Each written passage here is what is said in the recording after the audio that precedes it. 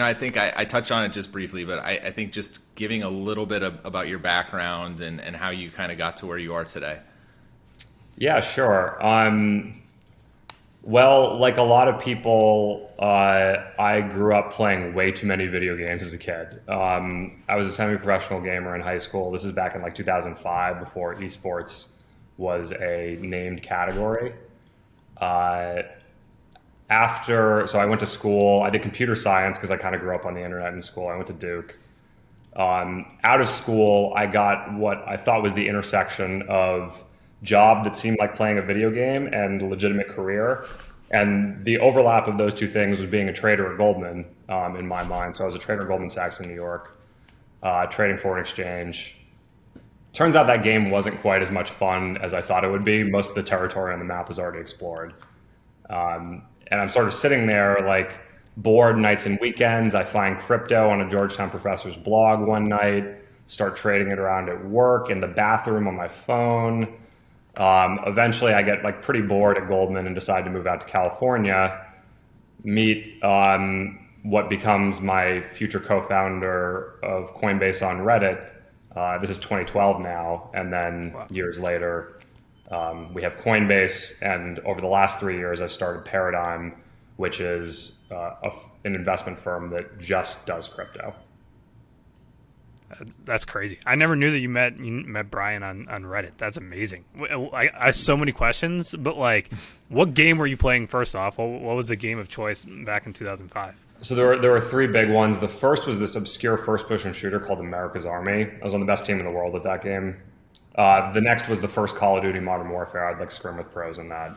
And then I played way too much World of Warcraft. Like literally, probably spent 3,000 or 4,000 hours in World of Warcraft, and then probably another 3,000 or 4,000 hours playing the other first-person shooters.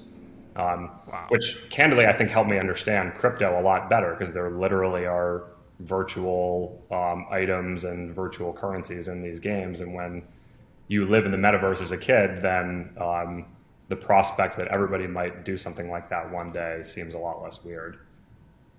Yeah, I'm similar. Like, born and raised sort of on the internet in a lot of ways. Also play way too many games, and I mean, you and I have talked about this countless times. It's just like Counter-Strike skins and how that is sort of, it was like a foreshadow into this world, and something we'll be talking about later on just around NFTs. But I'm curious, just going back to the Reddit days of like finding Brian from that. Was that just on like the Bitcoin subreddit, or what was that like? Were you just like, hey, I'm looking for other interesting people that are spending time in crypto?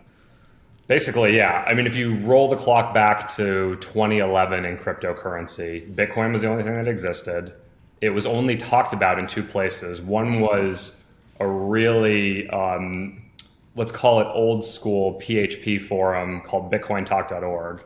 That's where the HODL meme came from. A drunk guy randomly posted HODL on that way back. And then the other one was the Bitcoin subreddit. And the reality at the time was probably 80 to 90% of people were kind of either crypto anarchists, crazy, or had no idea what was going on. And then 10 to 20% potentially like saw the future. And Brian and I guess, met in that context. I remember going to like the first Bitcoin meetups in San Francisco. This is like early 2012. And it literally was in a furniture showroom that opened up at night for extra cash to meetups. And not an exaggeration, I think roughly a third of the people who showed up were homeless, just because they like wanted the free food and booze. So it was very non-obvious at the time. Let's put it that way. And that's the magic of the internet, right? You can meet people who are very intelligent and have these very disparate or non-mainstream points of view, and start to create something special with them. I mean, I know that's even Blake, you and I met on Twitter. Like, we're originally Twitter friends. That's true. I had a mutual friend of ours, Jackson, stay at my house for the last week, who I met through you as a Twitter friend. Yep. I think a lot of people underrate how important the internet is for forming connections in the physical world nowadays.